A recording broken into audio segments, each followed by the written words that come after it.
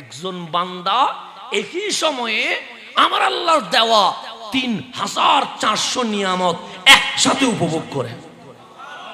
৩,০০০ কত ৪০০ নিয়ামত একই টাইমে, মানে ১ ঘন্টা পর না, একই সময় যে বসে আছি, এই বসার মধ্যে আমার আল্লাহ আপনাকে আমাকে ৩,৪০০ নিয়ামত একসাথে উপভোগ করার সুযোগ করে দিয়েছে।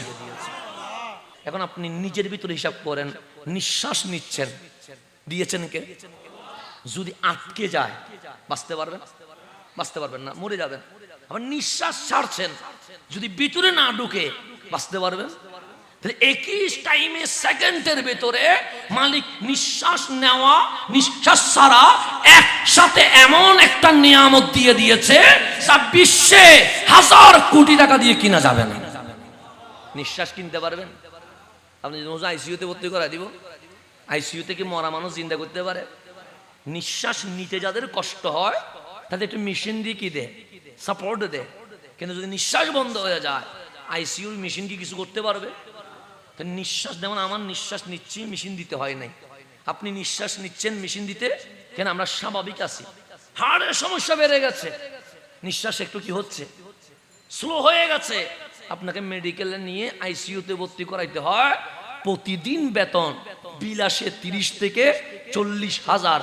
নিঃশ্বাস বন্ধ হয় নাই, আছে, একটু সাপোর্ট দিতে হয়, তাতে ডেলি দিতে হয় ৩০ থেকে ৪০,০০০। আর আমার মালিক আপনারে যে সেকেন্ডে নিঃশ্বাস দিয়েছে, আপনি আল্লাহরে কয় টাকা দিয়েছেন হিসাব করুন।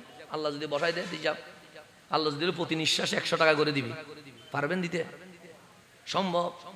আপনি সেকেন্ডে নিঃশ্বাস নিচ্ছেন, কেমনে দিবেন ১০০ টাকা? আল্লাহ নিঃশ্বাসের মধ্যে ব্যাট বসাইলে বাঁচতে পারতাম না, আল্লাহ চোখের মধ্যে ব্যাট বসাইলে চলতে পারতাম না, আল্লাহ কান জবানের উপর ব্যাট বসাইলে চলতে পারতাম না। তো আল্লাহ এই যে অপুরন্ত নিয়ামত দিয়েছে, আমাদেরকে একটা দায়িত্ব দিয়েছে, ওয়াশকুরুলি, তোমরা একটাই কাজ করবা, আমি মাওলার শুকরিয়া আদায় করতে হবে। শুকরিয়া আদায় করতে হবে কার? সেজন্য হুজুরও যদি তাকরীর শুরু করে, উনি বলবে ইন্নাল হামদালিল্লাহ, অথবা বলবে আলহামদুলিল্লাহ। শুকরিয়া কার? সেজন্য কোরআন খুললে প্রথম সূরার নাম আলহামদুলিল্লাহ, কথা ঠিক না? প্রথম সূরার নাম লা ইলাহা ইল্লাল্লাহ না, প্রথম সূরার নাম আলহামদু। তো শুধু লা ইলাহা ইল্লাল্লাহ মুহাম্মাদুর রাসূলুল্লাহ বলা ঈমান নয়, কালিমার সাথে সাথে শুকরিয়া আদায় করতে হবে। ওয়াশকুরুলি, যদি বান্দা আমার শুকরিয়া আদায় করো, লা তাকফুরুন, জীবনে কুফরি হবে না। আর শুকরিয়া না করা তার মানে কাফের হয়ে যাওয়া। আল্লাহর নিয়ামত অস্বীকার করলে কি ঈমানদার থাকবেন?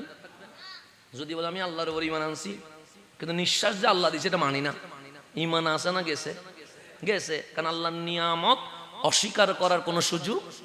এখন বলেন, নিঃশ্বাস নিছেন একবার শুকরিয়া, কথা ঠিক নেই? নিঃশ্বাস ছাড়ছেন আরেকবার। এখন ১ মিনিটে কয়বার নিঃশ্বাস? অনেকবার। তখন প্রতি নিঃশ্বাসে যদি ২ বার আলহামদুলিল্লাহ বলতে হয়, আপনি সেকেন্ডে, মিনিটে, দিনে কয়বার শুকরিয়া আদায় করতে পারবেন? পারবেন? পারবেন না। তো যেখানে নিঃশ্বাসের শুকরিয়া আদায় করা সম্ভব না, সেখানে চুল থেকে নখ পর্যন্ত নিয়ামতের শুকরিয়া আদায় করা সম্ভব? যেখানে এগুলার শুকরিয়া আদায় করা সম্ভব না, সেখানে পানি, ভাত, চাউল, রুটি যা পাইছি এগুলার শুকরিয়া আদায় করা সম্ভব? এগুলা যখন সম্ভব না, তখন আমি আল্লাহরে, আপনি আল্লাহরে জিজ্ঞেস করলেন, আল্লাহ বলে শুকরিয়া যদি না করো কুফর হয়ে যাবে, কাফের হয়ে যাবে। আমি নিঃশ্বাসের শুকরিয়া আদায় করতে পারি না, আমি চোখে দেখার শুকরিয়া আদায় করতে পারি না, আমি হাতে ধরার শুকরিয়া আদায় করতে পারি না, আমি পায়ে চলার শুকরিয়া আদায় করলেও শুকরিয়া আদায় শেষ হবে না। তো মালিকরে জিজ্ঞেস করলাম, মালিক শুকরিয়া কেমনে আদায় হবে? আল্লাহ বলে ইন্নাল্লাহা ওয়া মালাইকাতাহু ইউসাল্লুনা আলান নবী। শুকরিয়া আদায় করার জন্য একটা সিস্টেম দিয়েছি।